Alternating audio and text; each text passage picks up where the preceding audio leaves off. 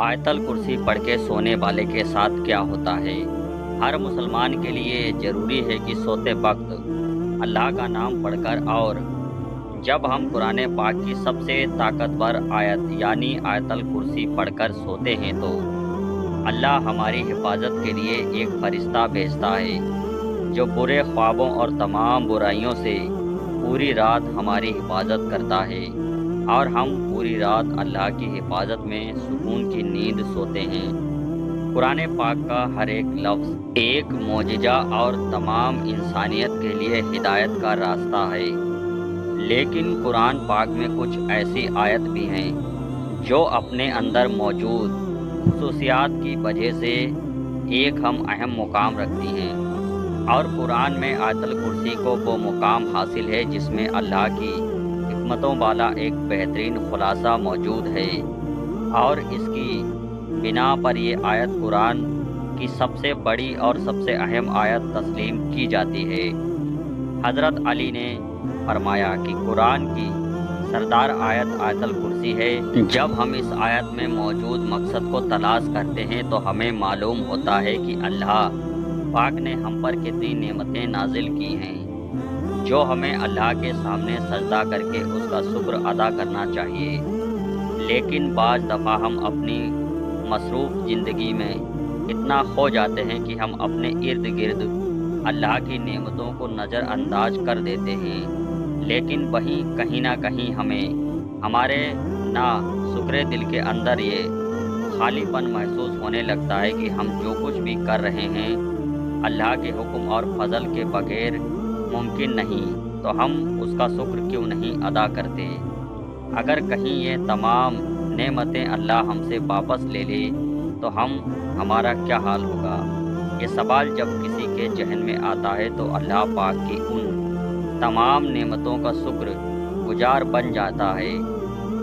जब हम आयतल कुर्सी पढ़ते हैं तो हम अल्लाह की अजमत को तस्लीम करते हैं। जब हम आखिर में ये पढ़ते हैं कि वही है सबसे बुलंद अजमत वाला, तो हम उसकी अजीम ताकत का शुक्र अदा करते हैं। और जब हम हर नमाज के आखिर में आयतल कुर्सी पढ़ते हैं तो अल्लाह हमारे दिलों को अपनी नेमतों और शुक्र से भर देता है। दिन में कई मरतबा हम इसे पढ़ते हैं, घर के निकलते वक्त, घर दाखिल होते वक्त, सफ़र में भी, किसी मुश्किल या मुसीबत में भी। लेकिन अक्सर औकात अपनी मनी से नावाकिफ़ होते हैं। हदीस पाक के मुतल्लिक हर फ़र्ज नमाज के बाद इसे पढ़ने से जन्नत में दाखिल होने की ज़मानत है। जो शख्स इसे सुबह पढ़े शाम तक अल्लाह की हिफाजत में रहता है और शाम को पढ़ने वाला सुबह तक हिफाजत इलाही में रहता है। रिवायत में है कि इस अकेली आयत मुबारका के नुज़ूल के वक्त 30,000 फरिश्ते और बाज़ रिवायत के मुताबिक 70,000 फरिश्ते उतरे थे, जिससे इसकी शान जाहिर होती है। हदीस पाक में है कि नबी सल्लल्लाहु अलैहि वसल्लम ने फरमाया, मेराज की रात मुझे 3 नूर दिखाई दिए। पूछने पर पता चला कि एक आयतल कुर्सी, दूसरा सूरह यासीन और तीसरा सूरह कौसर का नूर है।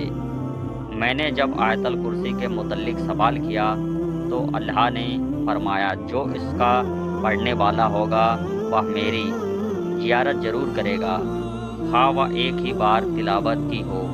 हज़रत अली रज़ी अल्लाह अन्हु से मरवी है कि नबी सल्लल्लाहु अलैहि वसल्लम ने फरमाया, जिसने आयतल कुर्सी अपने घर में तिलावत की तो 30 दिन तक उसके घर में शैतान नहीं आ सकता और 40 दिन तक जादू का असर अंदाज नहीं हो सकता। आयतल कुर्सी की पहली आयत का एहतिमाम अल्लाह के 2 खूबसूरत नामों पर होता है, यानी अल हय्यू और अल कय्यूम, यानी 2 वो जात जो खुद अपने बल पर कायम है और सबको कायम रखने और सबको संभालने वाला हो।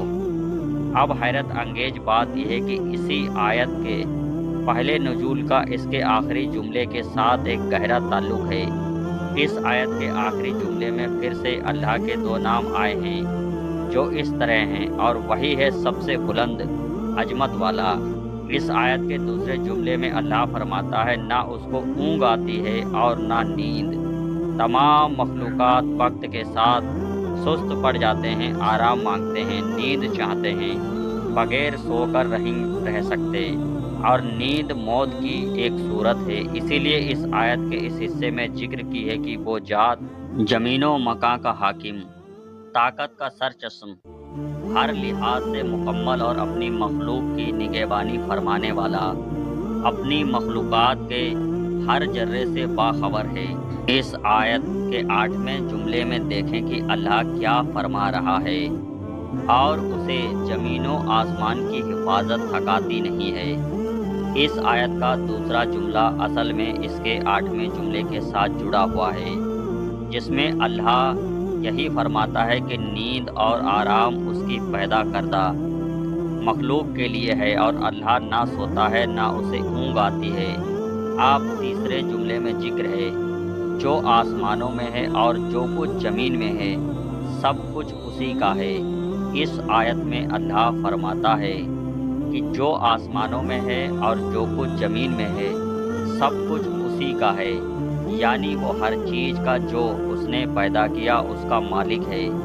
अब इस आयत के 7वें जुमले में अल्लाह फरमाता है, उसकी कुर्सी में सब आसमानों और ज़मीन समाये हुए हैं। जब अल्लाह अपनी कुर्सी की बात कर रहा है तो मतलब है कि वो अपनी बादशाहत की बात कर रहा है। फिर चौथे जुमले में अल्लाह का इरशाद है, कौन है जो उसके सामने उसकी इजाज़त के बगैर किसी की सिफारिश कर सके। फिर छठे जुमले में फरमाता है, और वो इसके इल्म में किसी चीज़ का इंतहा नहीं कर सकते मगर इतना वो चाहे। अब चौथा और छठा जुमला एक दूसरे के साथ मुनसलिक हैं, यानी पहला जुमला और जुमला नंबर 9, दूसरा और 8वां जुमला, तीसरा और 7वां जुमला, चौथा और छठा जुमला एक दूसरे से मुनासिक हैं। वो बाकी कौन सा जुमला रह जाता है, जो वह जुमला नंबर 5, जिसमें अल्लाह फरमाता है, अल्लाह जानता है जो उससे पहले हो चुका और जो उसके बाद होने वाला है। ये जुमला इस आयत के बिल्कुल दरमियान में है, जिसमें पहले और इसके बाद जो कुछ भी अल्लाह ने बयान फरमाया, इसके बारे में इस 5वें जुमले में फरमाया कि वो सब जानता है और उससे कुछ भी छुपा नहीं। अब अल्लाह के सिवा ऐसा कौन कह सकता है। बेशक कुरान अल्लाह के अल्फाज हैं, इसकी एक एक आयत हमारे लिए हिदायत का रास्ता है। अल्लाह से दुआ है, इसमें कुछ पढ़ने में कोई गलती हो गई हो तो अल्लाह माफ़ फरमाए। ऐसे ही सच्चे वाक़या सुनने के लिए हमारे चैनल को सब्सक्राइब करें।